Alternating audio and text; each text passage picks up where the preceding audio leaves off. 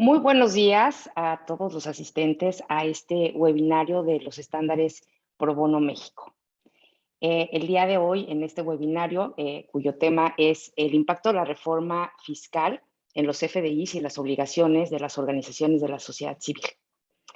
Pues les damos la muy grata bienvenida a todos y platicarles que los estándares Pro Bono México, además de ser un documento que establece las bases, motivos y consideraciones para hacer trabajo pro bono en nuestro país, es también un movimiento que agrupa tanto a las organizaciones de trabajo pro bono del país, como la Fundación Barra Mexicana de Abogados, APOSIT México y Centro Mexicano Pro Bono, así como firmas, despachos de abogados de primer nivel en nuestro país que están dedicados y que estamos preocupados y abocados a difundir la labor pro bono de nuestro país. Esta plática, obviamente, el día de hoy, estos webinarios son bajo el concepto de la práctica pro bono y con la intención de apoyar a las organizaciones de la sociedad civil. Recuerden, y para todas aquellas organizaciones de la sociedad civil, recuerden que ustedes son consideradas dentro de estos estándares pro bono como beneficiarias de estos servicios legales gratuitos o sin expectativa de retribución económica. Por lo tanto, en caso de requerir asesoría legal puntual, favor de contactarnos, ya sea a cualquiera de las clearing houses, a la Fundación de la Barra Mexicana, a Fundación APOSIT México o Centro Mexicano Pro Bono. Les estaremos proyectando y dando nuestros links para que puedan contactarnos. Y bueno, sin más, le doy la palabra y bueno, está aquí con nosotros Maru Cortázar de la Fundación APOSIT y Carla Aguilar de la Fundación de la Barra Mexicana, a quien le doy la palabra para que nos haga favor de presentar a nuestros panelistas del día de hoy. Muchísimas gracias. Muchísimas gracias, Ivette. Sean todas y todos bienvenidos. Para mí es un honor que el día de hoy nos pueda acompañar Ricardo Cervantes, socio de litigio fiscal, Iván Moguel, socio de consultoría fiscal, y Oscar Chávez, director de consultoría fiscal de Chévez, Ruiz y Samarripa. Firma que se ha destacado por hacer mucho trabajo pro bono y por todo el expertise que tiene en la materia. Sin más, voy a presentar las semblanzas de nuestros panelistas, las cuales son sorprendentes y bueno, trataré de ser breve. Está Ricardo Cervantes, como comenté, socio de litigio fiscal y litigio estratégico y administrativo de la firma, quien además ingresó a Chévez Ruiz Samarripa en 1994 y fue promovido a socio en el 2002. Su práctica profesional se especializa en consultoría, resolución de controversias, estrategias fiscales, tanto en el ámbito nacional como internacional. Ricardo tiene más de 25 años representando a clientes nacionales y extranjeros en litigios administrativos y tributarios en una amplia gama de sectores y transacciones, así como la gestión de procedimientos administrativos por parte de las autoridades fiscales, tanto a nivel federal como local, así como auditorías fiscales y acuerdos conclusivos. Desde hace más de 15 años es catedrático de la maestría de fiscal que imparte la Universidad Panamericana con la materia de amparo fiscal. Además, es miembro de la Comisión de Derecho Fiscal del Colegio Coordinador Empresarial, miembro de la Comisión de Derecho Fiscal y Finanzas Públicas de la Barra Mexicana Colegio de Abogados, miembro del Comité de Derecho Fiscal de la Asociación Nacional de Abogados de Empresa, además, miembro del Ilustre y Nacional Colegio de Abogados, miembro del Consejo de Administración de Financiera Quali, consejero suplente en Bank of America México, consejero suplente de la Junta de Asistencia Privada de la Ciudad de México y consejero del Centro Mexicano Pro Bono. Además, es licenciado en Derecho por la Universidad Panamericana y ha tenido varios seminarios en Derecho Público Local y Criminología de la UP.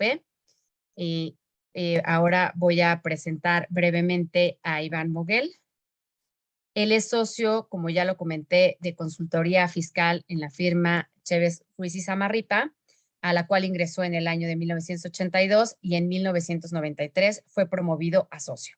Desde el 2007 es socio director del área de la consultoría de la firma, ha sido asesor de múltiples grupos y en materia patrimonial y de personas físicas. Ha sido catedrático del Instituto Tecnológico Autónomo de México, de la Universidad Iberoamericana, del Instituto Tecnológico de Estudios Superiores de Monterrey. También es miembro del Consejo de Administración de diversas empresas bursátiles y privadas, así como el comité de auditoría de algunas de ellas, además de que ha participado como asesor en múltiples empresas. Es miembro del Colegio de Contadores Públicos de México, donde ha fungido como presidente de la Comisión Fiscal, vicepresidente de Desarrollo Profesional y vicepresidente de Finanzas. Es miembro de la International Fiscal Association y además es contador público por el ITAM. Y ahora me voy a permitir presentar a Óscar Chávez. Como ya lo comenté, es director de consultoría fiscal. Se incorpora a la firma en el año 2003. Se le admitió como director de fiscal en el 2018. Ha enfocado su práctica profesional en las áreas de asesoría fiscal y en la parte corporativa, asesorando empresas listadas en la Bolsa Mexicana de Valores. Ha asesorado en el ámbito fiscal a instituciones que forman parte del sistema financiero en México y también ha asesorado en el ámbito fiscal y en la parte patrimonial a personas físicas. Óscar ha sido también catedrático en la materia de impuestos en el Instituto Tecnológico Autónomo de México, en la Universidad Panamericana, en la Universidad Iberoamericana. Ha escrito diversos artículos en materia fiscal y ha publicado en medios de comunicación de la profesión contable. Es miembro del Instituto Mexicano de Contadores Públicos y es miembro del Colegio de Contadores Públicos. Y además, pues es, por supuesto, contador público por la Universidad Iberoamericana y tiene la maestría en Derecho Fiscal en la Universidad Panamericana. Así es que, sin más, le cedo el uso de la voz a Ricardo, por favor, y bienvenidos nuevamente. Muchas gracias. Muchas gracias, Carla, Ivette, Maru, gracias por la invitación y bueno, pues por esta presentación. La verdad es que se escucha mucho más impresionante de lo que en realidad es. Lo que vamos a querer es platicar con ustedes un poquito de toda la experiencia que hay en el tema fiscal, específicamente en la parte de donatarias y sobre todo algo que normalmente no se trata en el tema de las donatarias, o sea, como que siempre nos enfocamos mucho en lo específico, en la autorización, en los informes, en el cumplimiento que normalmente se tiene que dar en este régimen particular que tienen las donatarias, pero la realidad es que hay algunas otras cosas que hoy se vuelven súper relevantes, súper importantes, no solo para las donatarias, en general para los contribuyentes, que son las que están ligadas precisamente con el tema de expedición de comprobantes, de cancelación de comprobantes fiscales digitales, de los famosos complementos que que ha venido emitiendo la autoridad, que se tienen que adherir a estos comprobantes fiscales y de cuyo cumplimiento pues dependerá que se pueda considerar que finalmente es un concepto deducible o no. Si no fuera deducible, hay castigos específicos para las donatarias por realizar erogaciones que no sean deducibles. Entonces, aquí es donde nos queremos enfocar y precisamente cuando platicamos con las tres en este tema de organizar la charla, queríamos hacerlo abarcando los dos aspectos. Vamos a abarcar la parte primaria un repaso muy general de cómo estamos hoy en día en el tema de las donatarias. De hace 2 años para acá ha habido cambios muy importantes, ustedes los han vivido, los han venido palpando. Algunos que incluso no necesariamente han llegado a través del cambio de la ley, sino de la propia resolución miscelánea, y posteriormente enfocarnos en una segunda parte en los temas de los comprobantes. Entonces, sin más, yo le pediría a Iván, ¿por qué no nos platicas un poquito, Iván? Nos das un breve recorrido por toda esta parte de las obligaciones, dónde estamos hoy en día en el régimen general de las donatarias y así podernos ir adentrando ya posteriormente en el tema del compliance, de la parte de los comprobantes.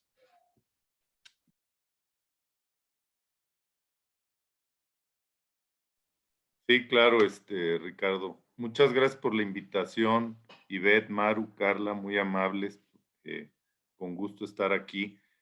Efectivamente, decidimos empezar la charla, pues platicando de algo que es muy relevante y es las principales cuestiones que han venido ocurriendo en estos últimos años para saber dónde estamos parados.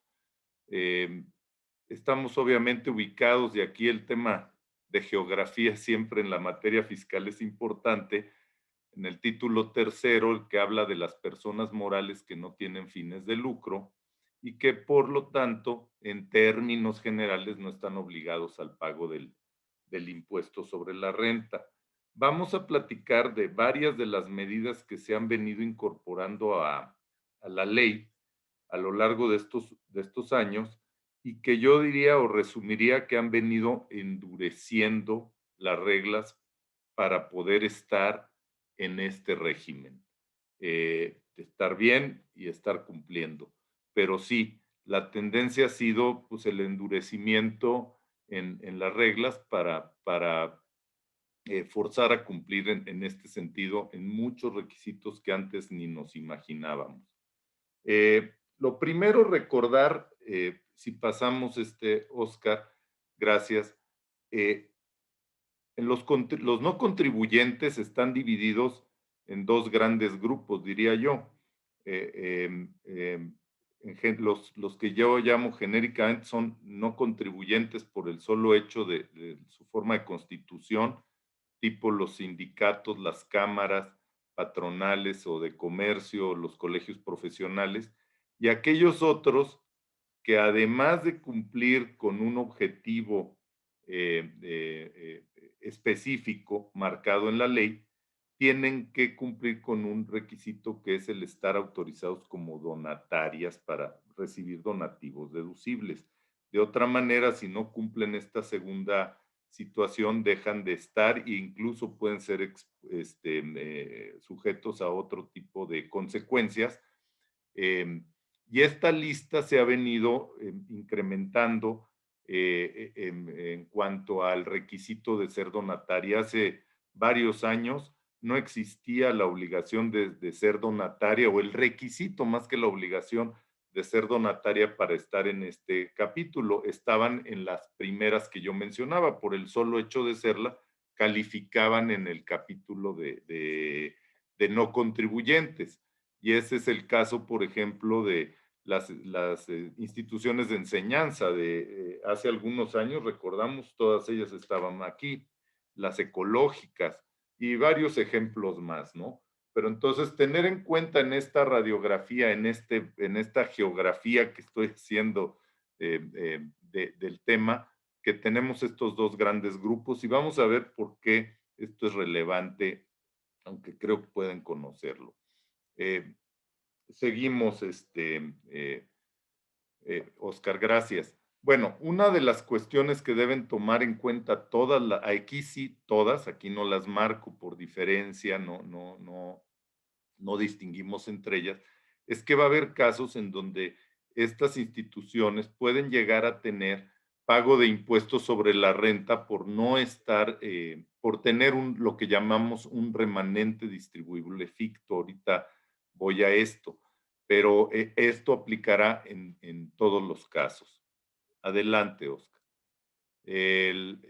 Por ejemplo, donde pueden darse casos de remanente distribuible ficto es por omitir ingresos, por no realizar compras o no tenerlas declaradas como debe de ser o estén indebidamente registradas, por tener erogaciones no deducibles, y aquí me detengo un momento, no tiene más que un par de años que se incluyó en las disposiciones una norma que vino a ser bien difícil, bien complicada para las instituciones por los sectores en los que se mueven, y es que puede haber remanente distribuible ficto por erogaciones no deducibles cuando no se cumple con tener el comprobante con todos los requisitos fiscales del tema de la erogación, cosa que no ocurría hace, les digo, un par de años. Es de las cuestiones que remarcaría yo como que han venido precisamente endureciendo el régimen. Préstamos a socios, integrantes, familiares, pues resulta lógico que el remanente distribuible se presente y en consecuencia el pago del impuesto. Y en todos estos casos, pues el impuesto se debe pagar, es definitivo y debe pagarse a más tardar en febrero del año siguiente. Bueno, no comentamos, no recuerdo si comentamos, Maru, sí, las preguntas las vamos a estar recibiendo por escrito, ¿no? Bien. Bueno, hablando del tema de los ingresos que una institución de este tipo debe, puede tener sin violentar el tema del remanente distribuible ficto, es decir, sin tener que pagar impuesto o estar obligado a ello, pues son los donativos en sí mismos y aquellos otros ingresos que pueden estar ligados a la actividad de la entidad o algunos no ligados, pero que les llamamos los famosos ingresos pasivos, que bueno, puedes vivir de ellos, no es que estés haciendo una actividad, llamemos preponderantemente mercantil, aunque de origen lo sea, y son, por ejemplo, los ingresos por intereses en cuentas bancarias o bursátiles, regalías que se obtengan por la explotación de algún intangible, o la renta de inmuebles, o los rendimientos también de acciones o títulos que estén colocados entre el gran público inversionista. Obviamente las cuotas de sus integrantes, las cuotas de recuperación y apoyos o estímulos gubernamentales, ¿no? También quedan dentro de esto la venta de activos fijos propios de la actividad o activos intangibles propios. Aquí me detengo un momento porque, Oscar, pues aquí hay un tema que queríamos resaltar en el tema de comprobantes, ¿no? Sí, correcto. Básicamente mencionar, es importante que las obligaciones formales las cumplamos cuando tengamos que emitir comprobantes por donativos recibidos con el complemento correspondiente, ¿no? Es decir, no podemos emitir un comprobante diciendo que se trata de un donativo cuando se trata de una cuota de recuperación, por ejemplo. Entonces, tiene que estar correspondido el donativo con el comprobante, con el tipo de comprobante que se está emitiendo y en su caso con el complemento que se va a acompañar. En este caso, como hablamos de donatarias, todos son ingresos exentos de IVA.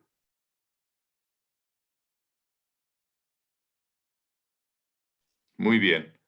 Entonces, sí, ya, efectivamente, cuando estamos hablando de donatarias, todos los actos están exentos precisamente de IVA, que ese es uno de los temas que platicaremos poquito adelante. Entonces, o profundizaremos en él. Ahora bien, del tema, ¿qué cosas recordamos? Empezamos por la regla más antigua que existe. Esta existe desde que yo me acuerdo en la ley, ya tiene muchos años, que los ingresos no relacionados, dice la ley, que no tengan que ver con la enajenación, o sea, los que son enajenación de bienes distintos al activo fijo o prestación de servicios a personas distintas de los miembros socios de las entidades, si rebasan el 5% de los ingresos totales de los no contribuyentes, deben pagar el impuesto sobre la renta.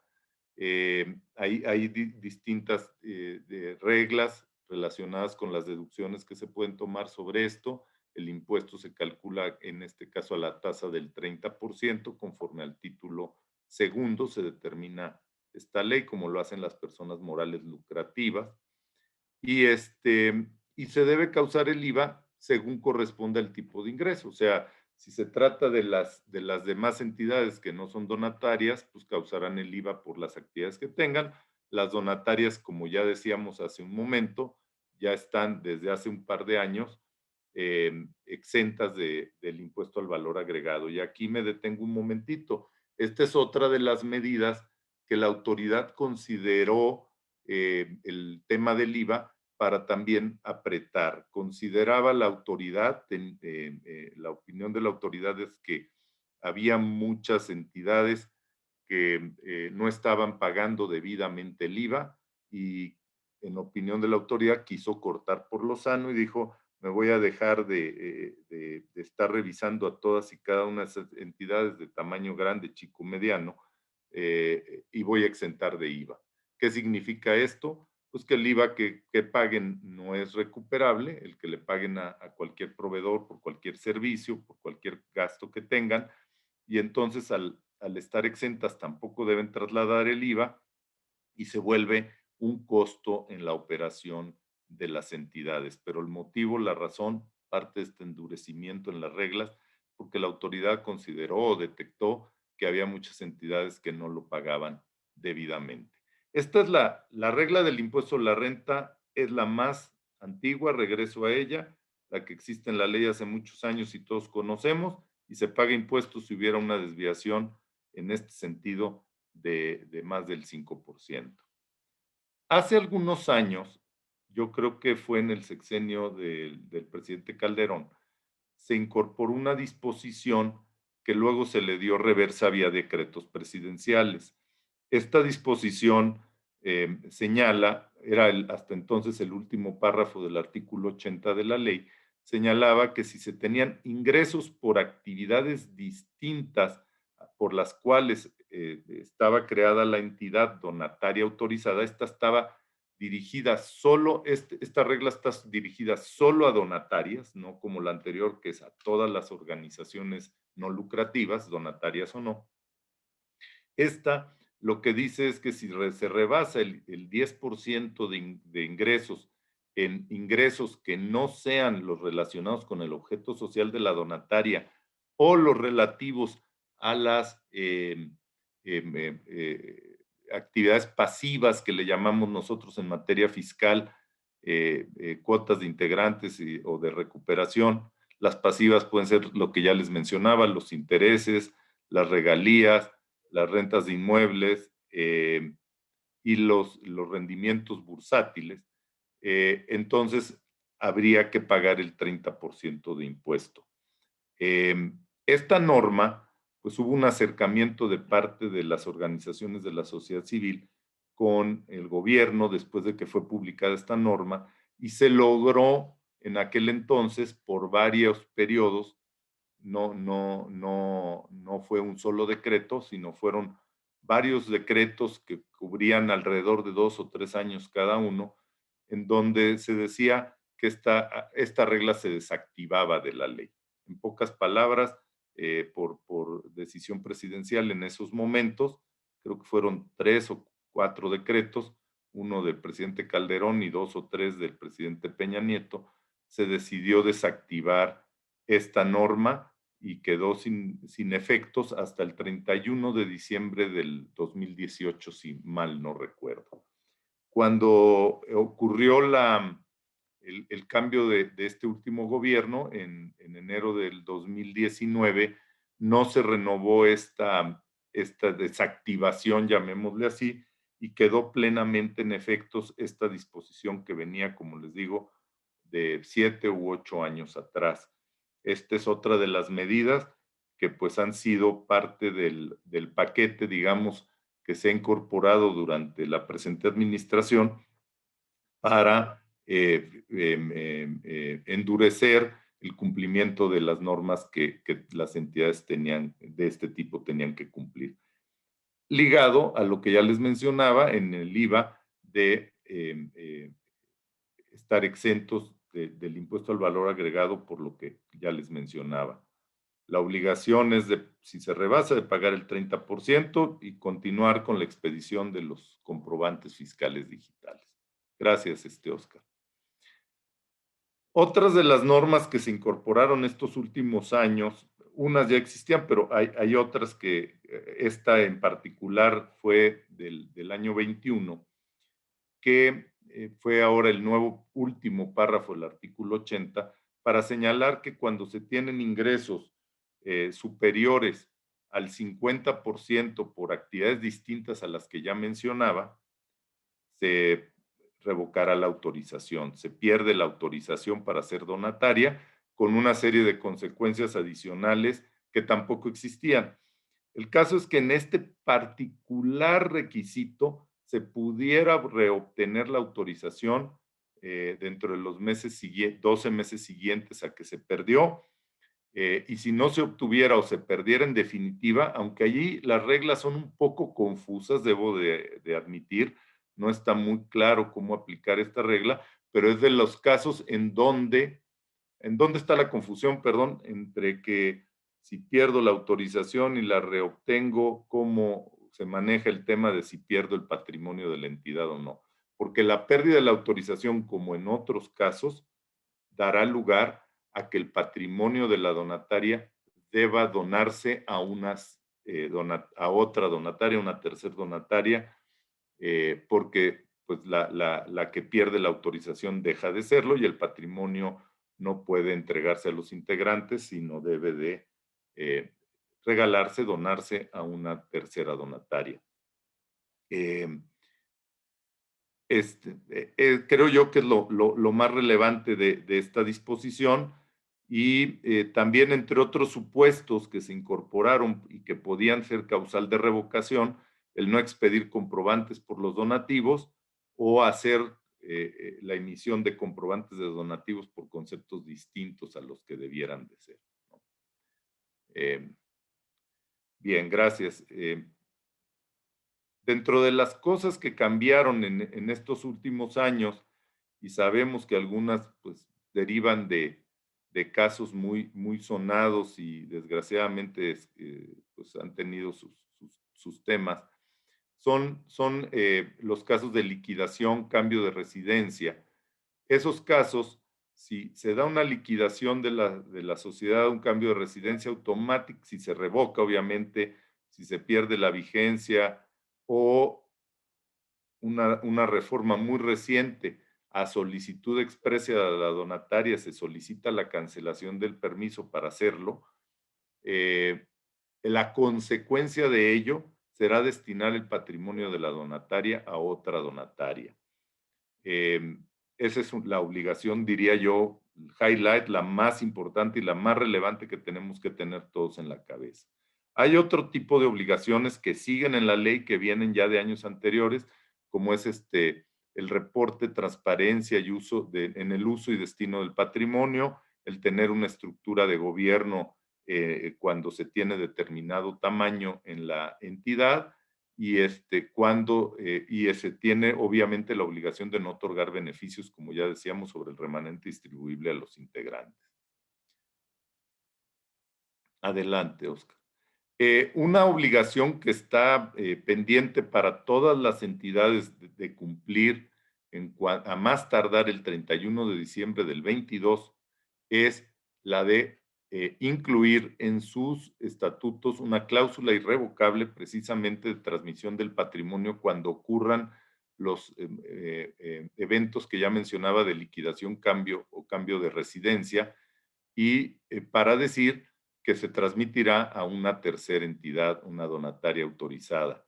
Este cambio deberá hacerse, como les digo, a más tardar el 31 de diciembre o antes, si hubiera una adecuación. Aprovechar si hay una adecuación en los estatutos, estará obligado a hacerlo en ese momento. Está previsto esto en la regla 3.10.17 de la resolución miscelánea. Adelante, Oscar, por favor. Bueno, aquí no queríamos dejar de pasar, y sé que es una lámina que impacta, digámoslo así, pues todas las obligaciones que tiene que cumplir una donataria autorizada, ¿no? Ahí están todas listadas, desde el informe que hay que dar próximamente de los donativos que se hayan dado con motivo del COVID, la declaración anual, la declaración informativa múltiple y todas las que aquí están listadas, ¿no? Estas son obligaciones que tienen que cumplir las donatarias. Sí impacta y sí se siente uno como rebasado, ¿no? Sí, y Pero aquí un bueno, poco también, sí, Iván, el comentario que habíamos revisado en el sentido de los formatos para presentar estas informativas constantemente se están actualizando, hay que estarlos revisando, hay que presentar, no solamente es el cumplimiento en tiempo, sino la forma aquí es importante para tener el cumplimiento debido. Entonces, está revisando los formatos, las actualizaciones que se hacen constantemente y en ese sentido, pues cumplir adecuadamente las obligaciones, ¿no? creo que parte del mensaje que queremos transmitirles, y no es un mensaje solamente para las donatarias, debo decir que esto ha venido ocurriendo en los últimos años, no solo en esta administración, sino tal vez 2 o 3 administraciones hacia atrás. el mensaje es cumplimiento. ¿A qué me refiero con esto? Tenemos que tener una administración que nos ayude a cumplir con todas las obligaciones formales. Sí, a veces nos sentimos rebasados con este tema, pero es un tema que no solo aplica, no quiero decir que con esto sea un consuelo, pero esto es una cuestión, es una tendencia que se ha venido dando no solo en donatarias, en personas físicas, en personas morales lucrativas, de incrementar la carga, la verdad, la carga administrativa de las entidades, estar consciente de que hay que cumplir con muchas de estas cosas y que de esto depende que la entidad siga con todas las autorizaciones que tiene. Estar muy conscientes de ello. Digo, por ejemplo, las obligaciones formales de las no donatarias pues son mucho menos. También las tienen, también han ido incrementando, pero son mucho menos si lo podemos comparar en la lámina, ¿no? Entonces, las obligaciones formales, y me gustaría simplemente por mnemotecnia leerlas, porque son muchas, pero son muy importantes para seguir en esta vía de ser un organismo que cumpla con todos los requisitos para ser donataria. Debe de estar inscrita en el RFC ella y sus socios o asociados, tener firma, informar sobre su identidad y domicilio, llevar contabilidad, expedir CFDIs, presentar las declaraciones que ya decíamos, pagar y cumplir con todas las obligaciones de retención, como pudiera ser sobre salarios u otras contribuciones, pagar todas sus contribuciones a cargo, incluyendo aportaciones de seguridad social, contribuciones de mejoras, y cumplir con todas las cuestiones de prevención del lavado de dinero.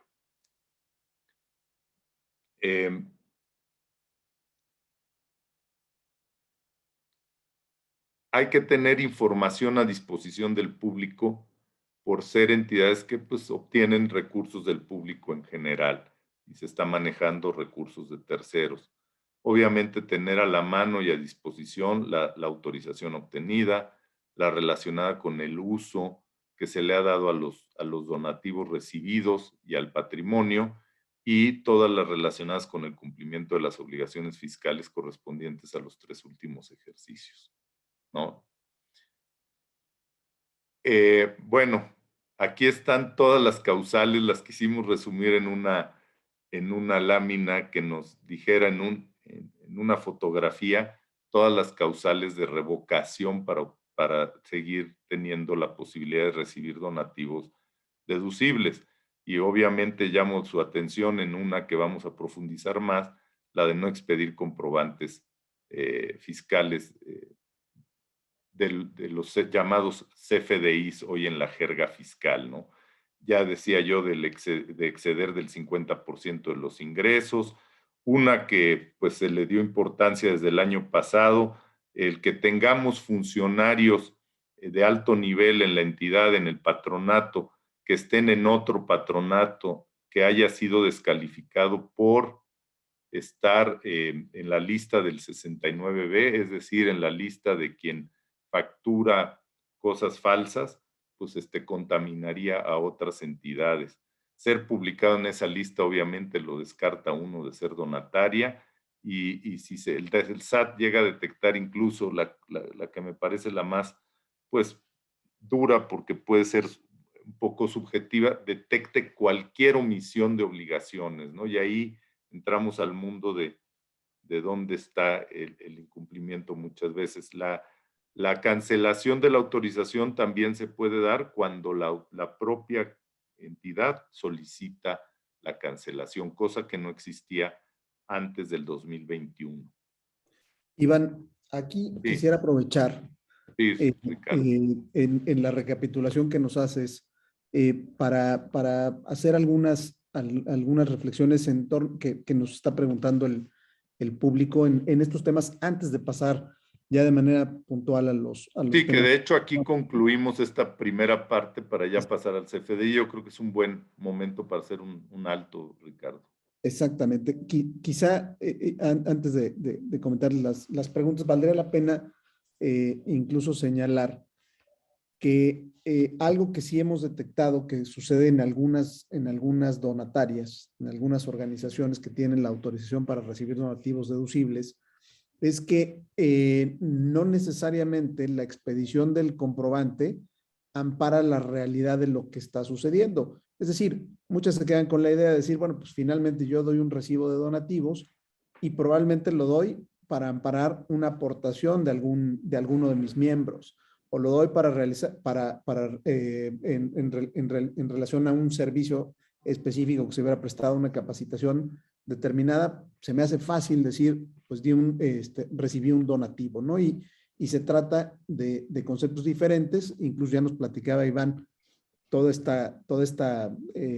este cálculo de la proporción de los ingresos que se pueden tener que deriven de actividades diferentes, pero los donativos son solo uno de ellos. Hay otras actividades, cada organización evidentemente será distinta, pero es bien importante, ahora lo veremos cuando entremos a la parte de los comprobantes, es bien importante el expedir por lo que corresponde, por lo que es, para no estar incumpliendo con alguna de las obligaciones que ya nos comentabas, Iván, pero dos, para que no haya ni siquiera la posibilidad de que nos digan que estamos emitiendo comprobantes por operaciones que no se dieron o que son simuladas, con toda la problemática que esto ya nos está generando desde el punto de vista de la contaminación que realiza a los miembros de la organización, a los consejeros de la organización y su afectación hacia otras organizaciones, ¿no? Creo que esta parte vale la pena destacarla porque es una liga que vamos a tomar ahorita. Y en este sentido, nada más nos preguntan, Iván, voy a hacer 3 preguntas y si quieren dejar que las contestes y luego regresamos, ¿no? Dice, hay una pregunta de Paloma Moreno, me dice, somos donataria autorizada en el ámbito educativo. La venta de libros a padres de los niños que apoyamos entra como un ingreso diferente, o sea, es decir, en este contexto que yo platicaba, parecería que no es donación, sino es una venta de libros. Y si tienen que pagar impuestos sobre la renta por estas ventas, dice que son ventas pequeñas, asumo que es un porcentaje muy chiquito de los pues ahí todo depende del porcentaje, ¿verdad? Será. Así es, todo dependerá del porcentaje. Si es un tema muy pequeño, pues estaremos dentro de los márgenes que te permiten ahí para no calificar dentro del último, bueno, hoy penúltimo párrafo de la fracción, y no pagarás impuesto en la medida en que no rebasen el 5%, ¿no? Correcto. Ahí sí. Una pregunta relacionada, bueno, son dos preguntas relacionadas. Una de Araceli Díaz, de si la actividad de una rifa se consideran ingresos no relacionados y si causaría IVA. Entendería yo que más bien el ingreso que se está percibiendo probablemente por los boletos que se están colocando, si eso generaría o no ese sí es un ingreso de los que son de los que no califican, Ricardo, ¿no? Cuando estás organizando otro tipo de eventos para hacerte de fondos, pues sí, no califican en donativos ni en los ingresos que ya listábamos, y entonces esos son de los que te permite la ley tener hasta cierto monto. Correcto. Hay una pregunta que también está relacionada, dice, los ingresos por actividades no autorizadas forman parte del concepto total de ingresos que son base para calcular los porcentajes que limitan los ingresos no autorizados, es decir, si formaría parte digamos, del total de los ingresos que tiene la donataria para determinar a su vez. Es para sacar, si te estoy entendiendo bien, es para sacar el 100%. Es correcto, Iván. Si suman para el 100, sí, las personas morales para recibir podrán obtener ingresos por actividades distintas a los fines para los que fueron autorizados, siempre que no excedan del 10% de sus ingresos totales de que se trate. O sea, en la masa entran todos, ¿no? Así es. Y de ahí sacas tu 10%, ¿no? Correcto. También por aquí preguntan que si podemos compartir la presentación, se las vamos a proporcionar a los estándares para que ellos nos hagan favor de compartirla. Por ahí también alguien preguntaba si los ingresos por regalías, ¿dónde están regulados? Están en el 80. No habla de regalías propiamente, sino habla de ingresos que deriven de los derechos derivados de la propiedad industrial. Para la presentación se puso como regalía, ¿no? Lo pusimos, tienen razón, lo pusimos para fines de una lámina, lo quisimos resumir en una palabra, ¿no? Pero efectivamente, técnicamente, como lo dice la ley, es como Ricardo lo está mencionando, es el derechos patrimoniales derivados de la propiedad intelectual. Sí, hay bastantes preguntas más. Si quieren, lo que podemos hacer es continuar con la presentación y nuevamente cuando termine Oscar, volver con algunas de estas que quedaron pendientes y las que por razón de tiempo no se alcanzaran a responder, lo haremos de manera directa a cada uno de ustedes. Adelante, por favor, Oscar, si ahora entras con este tema que parece ciencia nuclear, que es todo lo relacionado con los comprobantes fiscales. Magia negra. Magia negra. Sí, vamos dentro de las obligaciones que hemos venido repasando están la emisión debida de comprobantes, ¿no? Y aquí tener como concepto es tan malo emitir comprobantes incorrectamente como no emitirlos. Entonces, por eso tener presente la obligación, ¿no? Aquí también una pequeña ubicación en cuanto a las obligaciones y las distintas versiones que hay. La versión 3.3, que es la base para la emisión de comprobantes, el anexo 20 se publicó en enero del 2017, hubo un periodo de adaptación y finalmente fue obligatorio a partir del 1 de diciembre del 17. Desde finales del año pasado, la autoridad ha venido comentando sobre la nueva versión 4.0. Finalmente se hace oficial con la publicación de este anexo 20 en el diario oficial el 13 de enero. Es obligatorio a partir del 1 de enero con un periodo de convivencia del 1 de enero al 30 de abril. Este es el comprobante en general. Esta convivencia es del comprobante en general. Y esta convivencia la encontramos en la resolución miscelánea. De manera que va a ser obligatorio el uso de la versión 4.0 a partir del 1 de mayo del 22. A muy grandes rasgos, ¿cuáles son las diferencias? Las vemos en estas dos columnas, ¿no?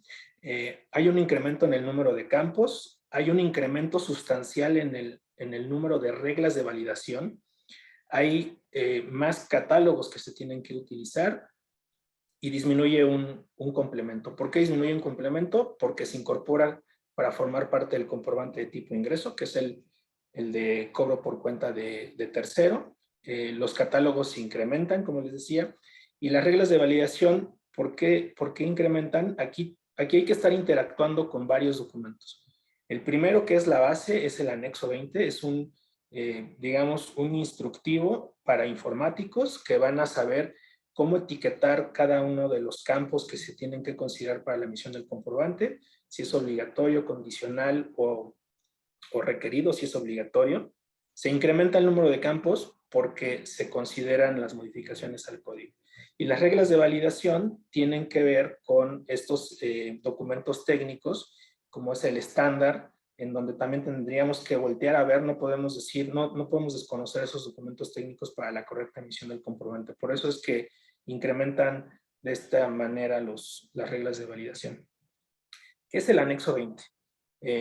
Es la plataforma, es la base para la emisión de comprobantes y tiene dos apartados a muy grandes rasgos. El apartado 1, que es para la emisión del comprobante en general, y aquí está previsto para la emisión de comprobantes de tipo ingreso y de tipo egreso, básicamente, ¿no? Ahí mencionamos los que conforme al catálogo publicado por el SAT considera tipo de comprobante, pero en realidad es que son dos, el de tipo ingreso y el de tipo egreso.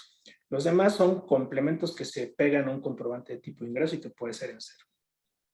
El apartado 2 también forma parte del anexo 20 y este apartado es de el comprobante de retenciones e información de pagos. Este es cuando hacemos un pago, por ejemplo, al extranjero, tenemos que hacer o no retención dependiendo del supuesto y este es el el comprobante que tenemos que utilizar. Entonces son dos apartados. Estos dos apartados se están modificando con la publicación en el Diario Oficial que se hizo el 13 de enero pasado en el Diario Oficial. ¿Qué es lo que incorpora el apartado 1, que es el apartado de comprobantes tipo ingreso y tipo egreso? Incorpora la reforma que se hizo al código. Se modificó el 29A para ahora señalarnos que tenemos que indicar el nombre tanto del emisor como del receptor, pero además del receptor, como lo ven en la fracción 2, es el código postal porque tenemos que señalar el domicilio del receptor y el uso que le va a dar. Este es un dato importante, hay que tenerlo presente. Y una fracción 5 que también nos va a señalar cuando estemos seleccionando las claves del producto o servicio que estemos facturando. Para el SAT tiene que haber congruencia con las obligaciones que están dadas de alta en el RFC. Si hay discrepancia, va a actualizar la actividad económica. Y también prevé el 29A un procedimiento de cancelación. Y ahorita vamos a empezar a ver cómo se van ubicando, cómo se van actualizando estos supuestos. Hay un complemento de nómina que se actualiza, la versión 1.2, complemento de recepción de pagos. Y también mucha atención en este nuevo complemento de donatarias. La versión va a ser 1.1 para la versión 4.0. Esta lámina y la que sigue son importantes, como decía Iván, para tener la ubicación de usted está parado aquí, ¿no? Dentro del mapa. El uso de complementos y de catálogos tiene que corresponder con cada una de las versiones. La versión 3.3 tiene su propio set de catálogos, ya los veíamos ahorita, son 17, y el 4.0 son 21, se incrementan. Cada versión tiene su propio grupo de catálogos. No es posible tomar el catálogo de la versión 4.0 para emitir un comprobante 3.3. No se vale esa mezcla de versiones con catálogos, ¿no? La última, estos también se están actualizando constantemente y aquí es un extracto de la página de internet del SAT. Aquí podemos ver que la última vez que se actualizaron fueron el pasado 18 de enero, ambas, ¿no? Tanto la versión 3.3 como la 4.0.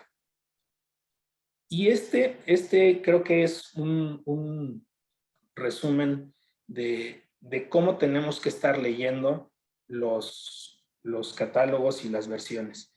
La versión 3.3 tiene su propio complemento de recepción de pagos o de cobros, el propio complemento de retenciones e información de pagos, el complemento de donatarias, que es la versión 1.0, y esta vigencia del 3.3 está hasta abril del 22. Ahora, la versión 4.0 ya está en vigor a partir del 1 de enero de 2022. Hay un periodo de convivencia, hay un complemento de recepción de pagos que se actualiza, la versión 2.0, y donatarias 1.1. Hay un nuevo proceso de cancelación, lo vamos a ver más adelante. Está en vigor ya desde el 1 de enero de este año. Aquí es importante que este periodo de convivencia de los comprobantes efectivamente se otorga a través de una regla transitoria de miscelánea, pero es solamente si, solo si no recibimos comprobantes en la versión 4.0. Porque si ya estamos recibiendo comprobantes 4.0, los datos obligatorios, como el nombre del emisor y del receptor, se tienen que señalar adecuadamente, si no sería un comprobante emitido indebidamente. Entonces, quizá la recomendación sería, en tanto estamos confirmando la correcta emisión del comprobante, sigamos emitiendo en la versión 3.3, ¿no? No migrar a la versión 4.0 si todavía creemos que tenemos dudas sobre algún campo, no conocemos el régimen del receptor, podríamos estar emitiendo un comprobante indebidamente. Entonces, sí hay un periodo de transición, pero sujeto a no emitir o recibir el comprobante en versión 4.0, ¿no? Y esto es para comprobantes en general. Ahorita vamos a ver cómo hay un plazo menor para otro complemento que también consideramos que es relevante. Dentro de las consideraciones que hay que tener en la versión 4.0 está el uso del comprobante. hay muchos campos o hay varios de los campos que vamos a estar llenando de manera obligatoria. Ya se preveían en la versión 3.3, pero en la versión 3.3 eran opcionales. Si querías lo ponías y si no, no. El uso no es nuevo. El uso ya lo tenemos desde la versión 3.3. Hay un catálogo del uso. Pero en el uso, como no sabíamos, como no era un dato previsto en el código, no era un dato obligatorio, podíamos poner por definir y no pasaba nada. Con la versión 4.0, la clave por definir se elimina y ahora la clave que podríamos aplicar si no conocemos cuál es el uso que le va a dar el receptor sería sin efectos fiscales. Entonces es delicado estar emitiendo un comprobante si no conocemos el uso que le va a dar el receptor. Y aquí como sugerencia quizá, el regresar, ¿no? Regresar a cuando emitían las cédulas de identificación fiscal y las enmicábamos y las traíamos en la cartera, ¿no? Para cuando hacíamos una operación, algún consumo, alguna compra, sacábamos nuestra cédula, se la enseñábamos a la persona que iba a facturar para que no tuviera dudas del nombre, del régimen, de estos datos duros que ahora se piden en el comprobante, ¿no? En el nuevo proceso de cancelación, también son parte de las consideraciones que queremos compartir con ustedes. Durante enero hubo intermitencias en el servicio en el portal del SAT, ¿no? Estas intermitencias pueden dar lugar a que nosotros creamos que ya habíamos cancelado una factura y en realidad la factura sigue vigente. Entonces, aquí la invitación es a que confirmemos que esas cancelaciones que hicimos durante el 2022 efectivamente estén como canceladas y no podríamos estar conviviendo con dos comprobantes respecto de una misma operación, ¿no? Y un complemento que vemos que va a sufrir actualización en el futuro cercano es el complemento carta aporte. Este se actualizó también a finales de diciembre del año pasado, pero sigue haciendo referencia a la versión que se va a eliminar, que es la versión 3.3. Entonces, mucho cuidado con todas estas reglas, con estos parámetros, características, requerimientos, porque van a seguir sufriendo modificaciones todos los datos que se tienen que incorporar en el comprobante. También dentro de los campos, les decía que se habían incrementado el número de campos que se tienen que señalar en el comprobante. Está el dato de exportación, ahora se tiene que indicar si la operación es definitiva o temporal en todos los comprobantes.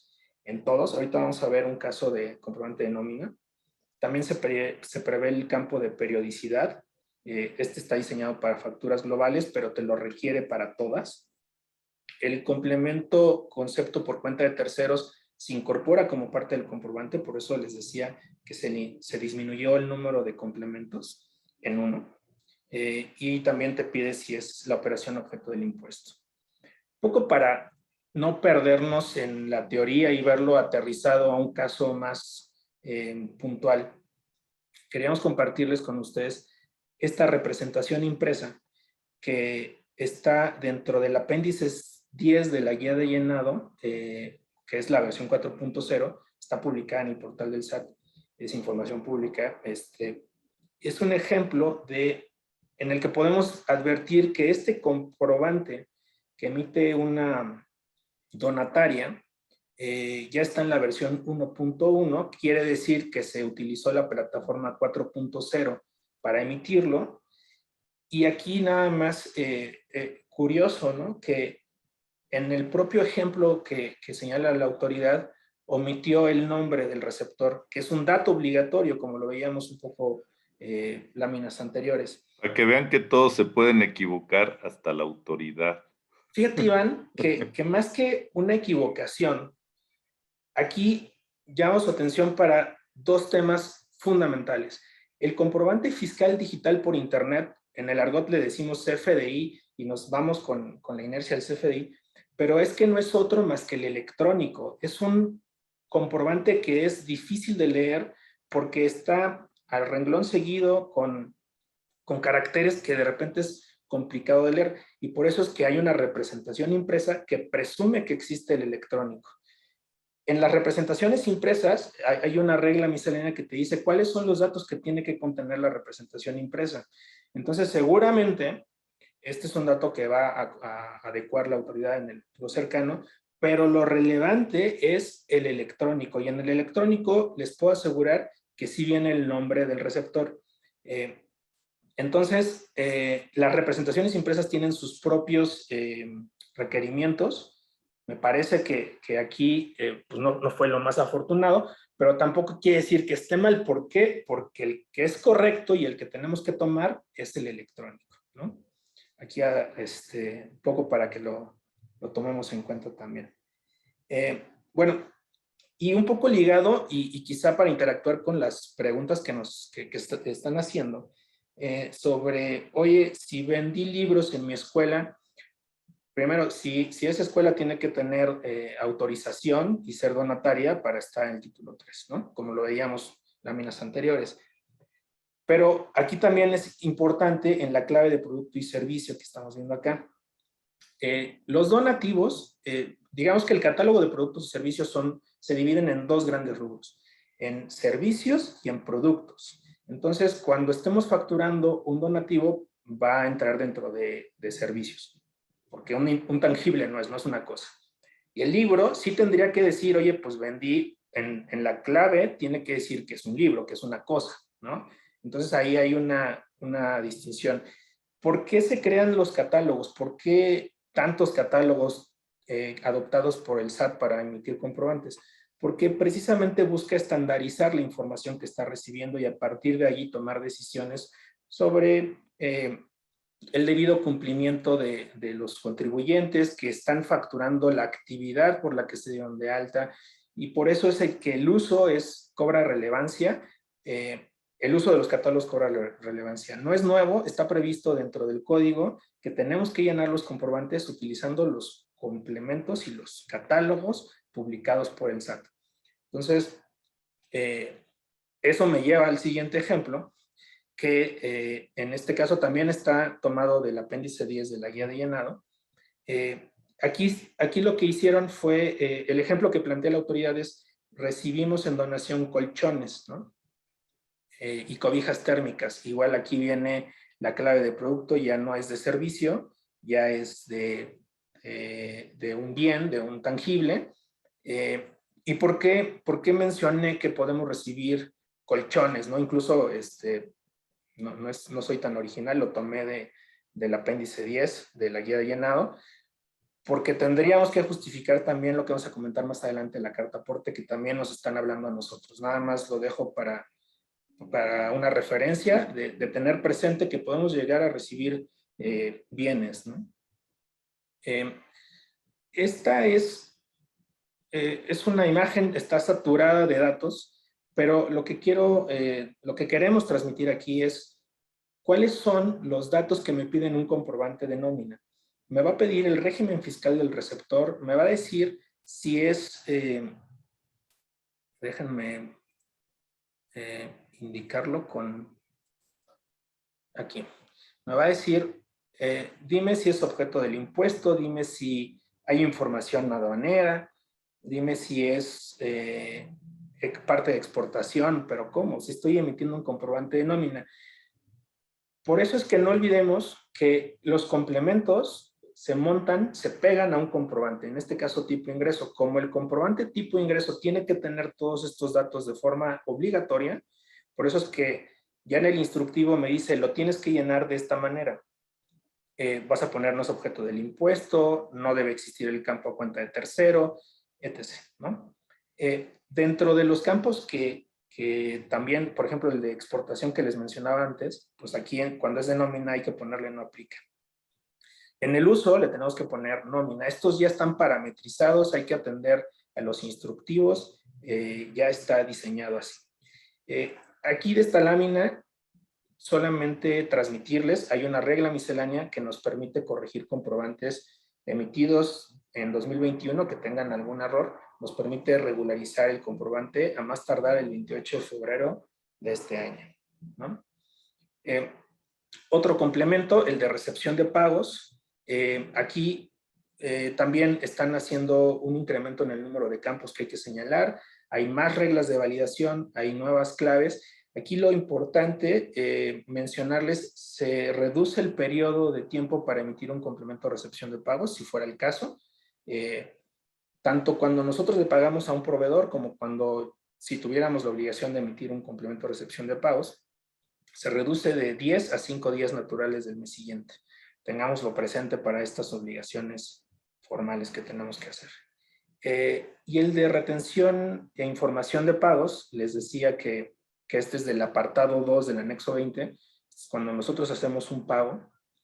Dentro de otros datos que nos van a pedir ahora es que le señalemos los importes en moneda nacional, ¿no? Si emitimos un comprobante en cualquier denominación distinta del peso, ahora nos pide que en el complemento de retenciones e información de pagos le señalemos el monto en pesos. Y lo mismo, no se permite cantidades o datos en negativo. Y también están considerando las incorporaciones en el código, como es el nombre del emisor, el código postal de expedición, tanto del emisor como del receptor, ¿no? También les mencionaba, hay un nuevo procedimiento de cancelación, cambia respecto del que conocíamos. Ahora, este es el nuevo procedimiento. En todos los casos, esto ya entró en vigor 1 de enero de este año, en todos los casos, para todos los comprobantes, incluyendo nómina, tenemos que decir, vamos a mandar la solicitud de cancelación a través del portal del SAT o a través de un proveedor autorizado. Le vamos a indicar el motivo de cancelación. Aquí hay cuatro claves, ¿no? Que van de la 1 a la 4. La 1 es cuando hay un comprobante emitido con errores previo y se está sustituyendo. El 2 dice que no hay relación con el anterior. Aquí la invitación también es, oigan, si de plano estamos sustituyendo un comprobante, en todos los casos va a ser 1 o va a ser 3. El 2, la verdad es que va a ser por excepción. No advierto que vayamos a usar la clave 2 para justificar el motivo de la cancelación. Recordemos también que hay una regla que no requiere la aceptación del receptor, ¿no? Entonces, en este caso, la cancelación va a ser inmediata. Cuando se genera un comprobante, en automático se etiqueta y dice, este comprobante es cancelable con aceptación, es cancelable sin aceptación, está vigente. Y esta regla es la que nos confirma cuáles son esos comprobantes que no requieren aceptación y se van a cancelar de manera inmediata. Algunos ejemplos, los de público en general, los de nómina, siempre y cuando sean del mismo ejercicio, los de menos de 2,000 pesos, incluyendo IVA, los que canceles dentro de las 24 horas a que emitiste el comprobante. Ya que hicimos todo esto, cuando sí requiera la aceptación del receptor, se va a mandar un mensaje por buzón y ya entra el proceso que ya conocíamos. Si el receptor manifiesta que no hace manifestación alguna, entonces se considera que acepta la cancelación. Si la rechaza, entonces tendríamos que volver a mandar la solicitud de cancelación, pero ya todas las demás en automático se van a tener por no aceptadas, ¿no? Aquí hacemos mención, aquí nos sorprendió la versión anticipada de la miscelánea publicada el día de ayer en la noche. Pero hay una regla miscelánea vigente, 27147, que te permite cancelar comprobantes a más tardar el 31 del 2022 de los emitidos durante 2021. La versión anticipada publicada ayer en la noche ya nos da para poder cancelar el comprobante a más tardar en el mes de la presentación de la declaración anual, para que lo tengamos presente también y veamos cómo esta interacción, ¿no?, con publicación de reglas, incluso en versiones anticipadas, estándares para la revisión, para la emisión de comprobantes, anexo 20, instructivos de llenado, apéndices, es todo un entramado que hay que estar muy presente. Cuando hoy a las 7 de la mañana me encontré en mi bandeja de entrada 20 reglas misceláneas relacionadas con comprobantes, entré en pánico porque dije, tenemos una plática hoy a las 10, ¿qué vamos a hacer? Pero estamos acostumbrados en el área fiscal a que esto ocurra todos los días. Ya a las 7:30, Oscar ya se sabía de qué se trataban todas y regresamos a la calma y el pánico se disipó. Pero ese es parte de lo que hay que estar preparados en el área fiscal, que es un continuo cambio, regulación. Aquí son cuestiones pues, de facilidades que ayudan, porque pues, el cancelar un comprobante a más tardar en enero, cuando no estábamos preparados con estas reglas, ya le dan un poco más de aire a estas cosas. Pero pues ese es otra vez el mensaje de que debemos estar pues, muy al día y en cumplimiento todo el tiempo, ¿no? Adelante, Oscar, perdón la interrupción, pero... Quizá Iván, aquí vale la pena simplemente hacer un pequeño alto, nada más para recordar qué pasa si yo no cancelo un comprobante, ¿no? O sea, un poco retomar esto que nos ha venido explicando Oscar. Digamos, si nosotros emitimos un comprobante, un CFDI de ingreso, eso quiere decir, pues que para efectos de la autoridad, ella va a considerar que nosotros recibimos ingresos por esos conceptos y por esas cantidades. Si al final del día me equivoqué, no era un comprobante correcto, el concepto no era el que correspondía, la operación finalmente no se dio, no recibimos el donativo, etcétera, la regla general es lo tienes que cancelar en el propio ejercicio en el que lo estás recibiendo. De otra manera, para efectos de la autoridad, el ingreso se dio con independencia de que no se hubiera dado en la realidad. Por la persona que dice que me lo dio y por el concepto que yo dije que había recibido. Entonces, esa parte es bien importante. Ahorita con lo que nos comentaba Oscar, los del año pasado, por ejemplo, pues tendremos en principio hasta el último día de marzo para presentarla, para realizar una cancelación de lo que era de alguno emitido el año pasado. Originalmente íbamos a tener hasta el próximo lunes, nada más para hacerlo. Esto, la verdad es que es muy bueno. Si al final del día, insisto, no se diera esa cancelación dentro de los plazos, todas las consecuencias pues, son las que derivan de como si sí hubiéramos recibido esos ingresos. Vamos a tener eventualmente un faltante si no lo cancelamos y la operación no se dio, pues va a decir, oye, pues aquí teóricamente tú recibiste más ingresos, ¿qué pasó con esas cantidades? Creo que sí vale la pena hacer ligado a una costumbre que teníamos mucho, y esto yo creo que hay que verlo con nuestras áreas contables. La costumbre que teníamos, tal vez en el área de donataria sea menos común, pero lo menciono. El tema de que cuando cancelábamos algo, usábamos de entrada la nota de crédito. Y eso es algo que la autoridad ahora le ha dado mucha énfasis en cómo hacerlo. Cancelar un comprobante, hay que cancelarlo. Hoy estamos hablando de comprobantes vivos y comprobantes muertos. Les llamo yo así. Si yo quiero cancelar algo, quiero matar un comprobante, tengo que matar ese comprobante. No voy a hacerlo a través de una nota de crédito, porque entonces, en lugar de tener un comprobante muerto, voy a tener dos vivos. El original que la autoridad va a seguir teniendo en cuenta, y luego una nota de crédito que probablemente no le va a prestar toda la importancia, pero para ella, en su sistema, le van a seguir reportando que ese comprobante sigue vivo. Entonces, es muy importante seguir no quiere decir que la nota de crédito no exista, sí existe, pero se utilizará específicamente para la función para la que está creada, cuando son devoluciones, descuentos, bonificaciones. Por eso digo que es menos común, pero no usar la nota de crédito para cancelar una operación. Ese sería uno de los mensajes que yo creo que... Y el otro mensaje, coincido, ¿sí? y el otro mensaje, lo decíamos láminas anteriores, solo para hacer énfasis. Hubo intermitencias durante la primera quincena de enero con el servicio del SAT. Podríamos pensar que ya se canceló el comprobante. Solo verifiquemos, confirmemos que efectivamente esa solicitud de cancelación que hicimos aparezca como cancelado, porque si no se va a dar el supuesto que mencionaba Ricardo, vamos a tener o dos operaciones, dos comprobantes de tipo de ingreso respecto a una misma operación, o una operación que no existió, considere el SAT que sí se dio, ¿no? Entonces, la invitación es a confirmar que esas cancelaciones sí se realizaron en el sistema del SAT.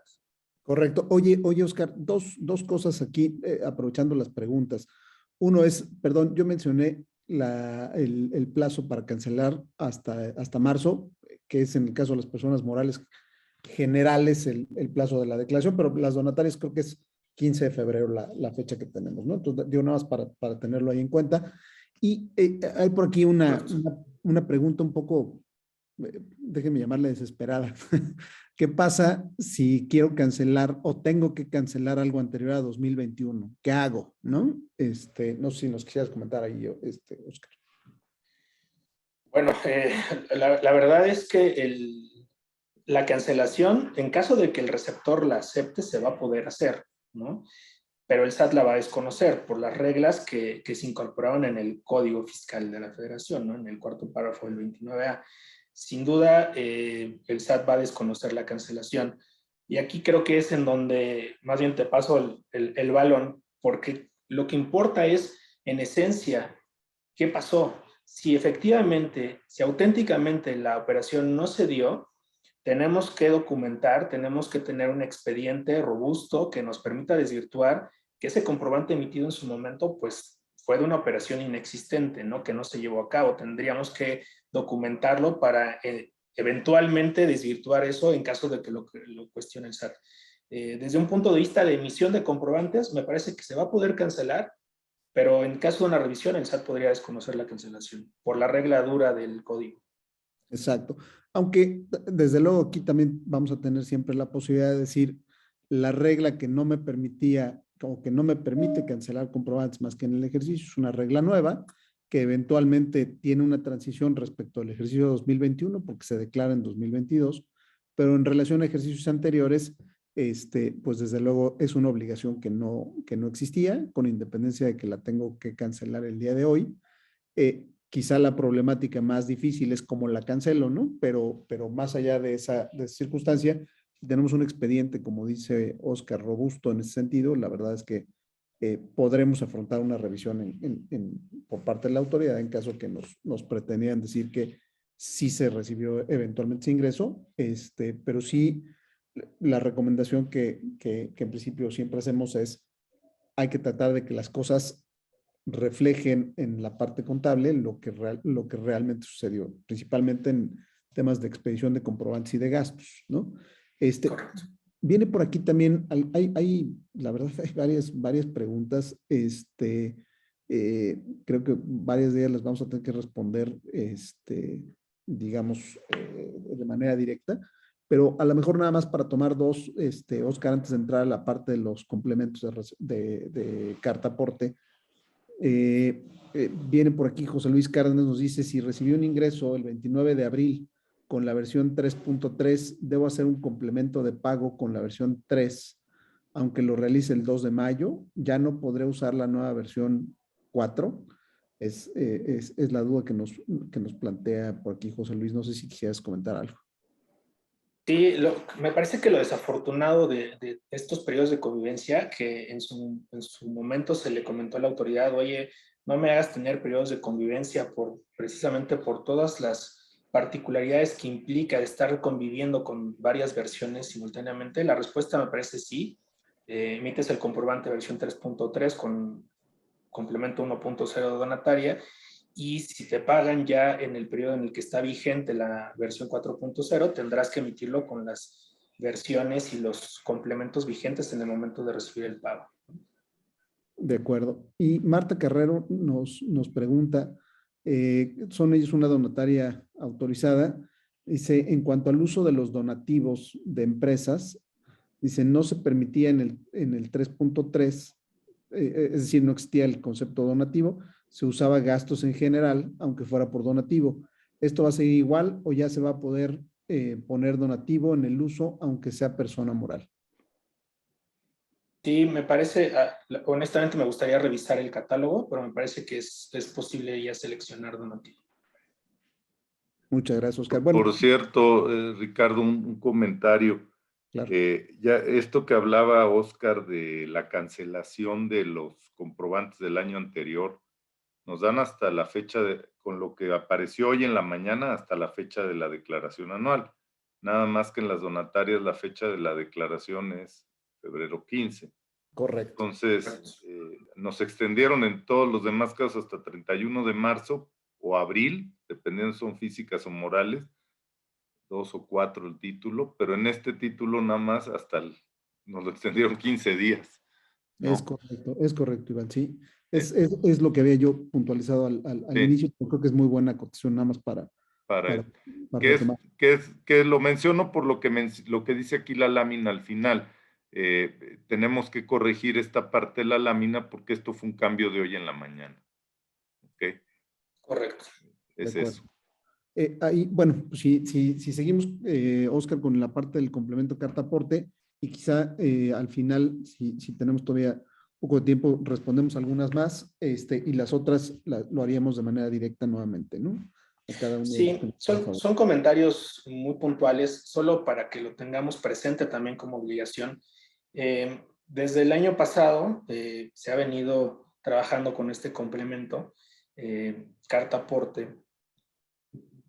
Básicamente la finalidad la podemos ver aquí. Es la recaudación del IVA en el servicio de transporte, pero sobre todo amparar la legal tenencia de un bien cuando lo estamos trasladando de un lugar a otro. ¿Por qué poseemos ciertas cosas? Los colchones que decía ahorita en el ejemplo anterior. ¿Por qué lleva usted este camión lleno de colchones? ¿Por qué? Demuéstreme la propiedad. Entonces, para eso está diseñada la carta aporte. Además de también amparar la legal prestación del servicio. Solamente pueden realizar servicios de flete en jurisdicciones o tramos de jurisdicción federal los que tengan autorización de la SCT, ¿no? Y tan es así que salió ya un acuerdo de unificación del complemento carta aporte del SAT con el complemento carta aporte, bueno, no es complemento, con la carta aporte del servicio de la SCT, ¿no? Es obligatorio a partir del 1 de enero. También aquí hay un periodo de transición, pero este periodo de transición es de enero a marzo. Está reducido. Acuérdense que en el otro era a abril, ¿no? El comprobante en general. Las cancelaciones, ahorita lo vemos, ya lo comentaba Iván y Ricardo, hasta el 15 de febrero. Y para carta aporte, hasta el 31 de marzo, podemos emitir complementos carta aporte con errores.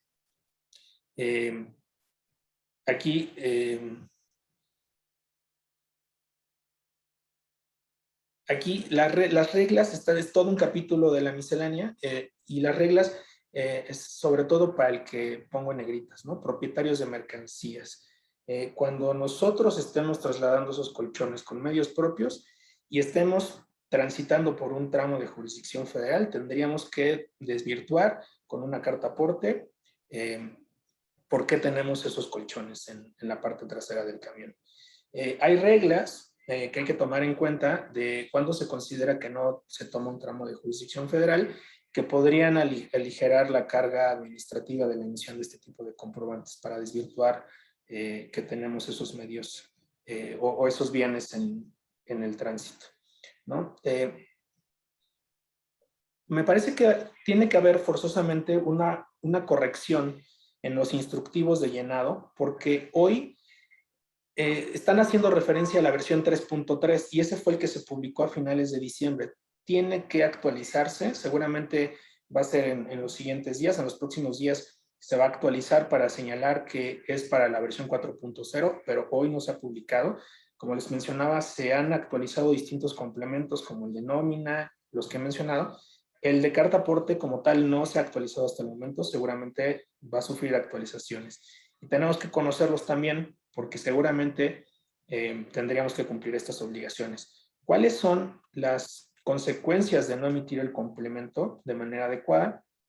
Pues podría ir desde una multa, ¿no?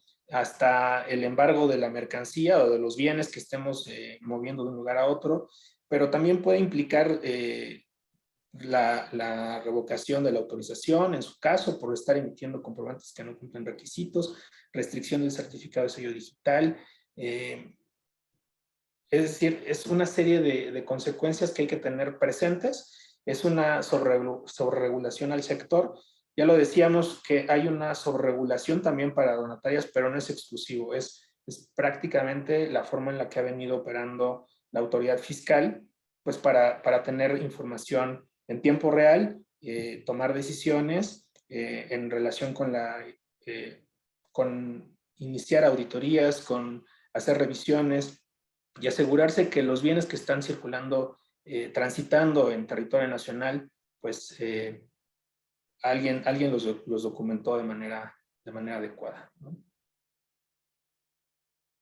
Y la última lámina para dar lugar a las preguntas. Esto que les menciono sobre la obligación de emitir complemento carta aporte es cuando lo estamos haciendo con medios propios.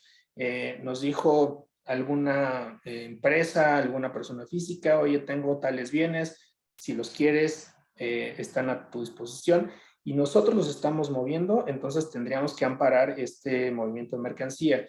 Si el que está haciendo el donativo nos los pone en nuestras instalaciones, pues la obligación que se va a tener será por la persona que está haciendo el donativo, pero hay una corresponsabilidad en la correcta emisión o en la nula emisión, entonces solo también tenerlo presente, ¿no?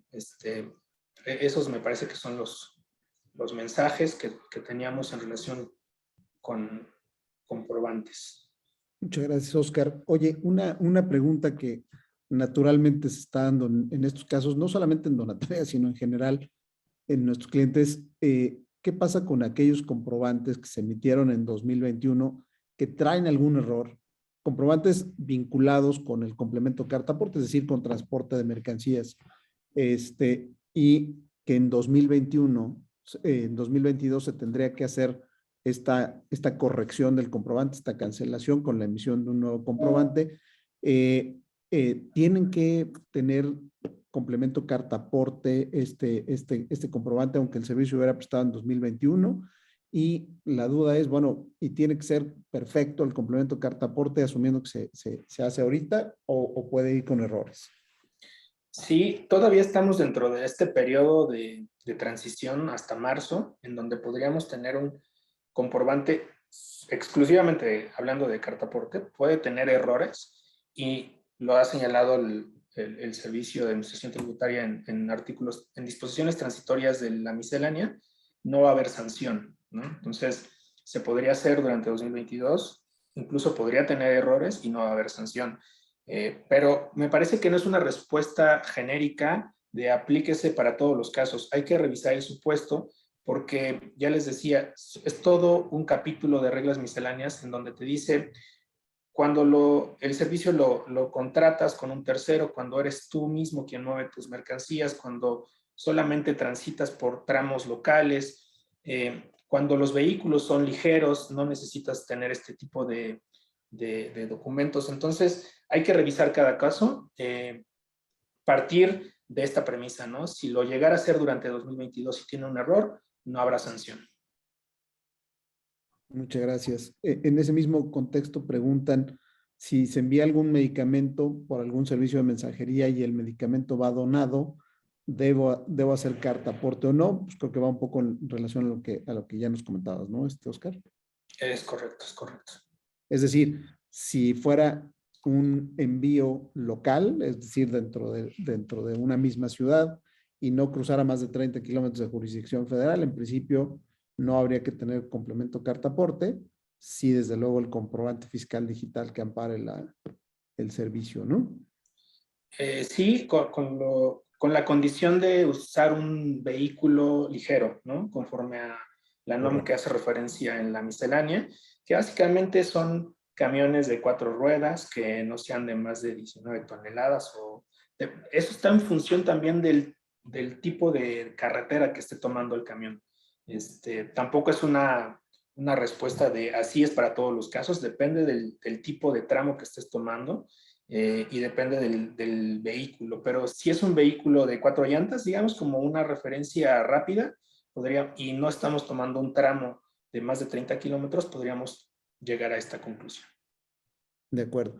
Y quizá nada más por razones del tiempo, yo creo que vale la pena contestar las preguntas de manera directa, pero nos piden por aquí si nos puedes confirmar nuevamente los plazos que tenemos para la emisión y la cancelación de los comprobantes, como, digamos, como corolario general. No sé si nos pudieras hacer ese pequeño resumen, Oscar, ¿cómo quedaría?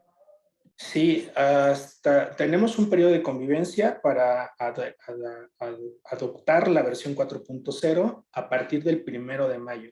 De manera que del 1 de enero 2022 al 30 de abril del 2022 es viable seguir usando la versión 3.3 del anexo 20 con sus respectivos catálogos y complementos del comprobante en general y del complemento de recepción de pagos.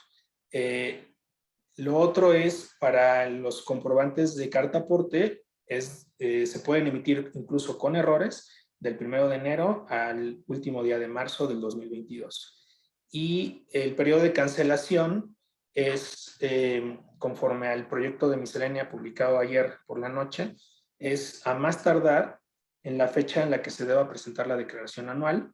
Si es persona del moral régimen general, será marzo, respecto de marzo 2022 respecto de 2021, y para personas donatarias será 15 de febrero, ¿no? En términos muy generales. Muchas gracias, Oscar, Iván. Y bueno, Maru, Ivette, Carla, la verdad es que agradecerles la invitación.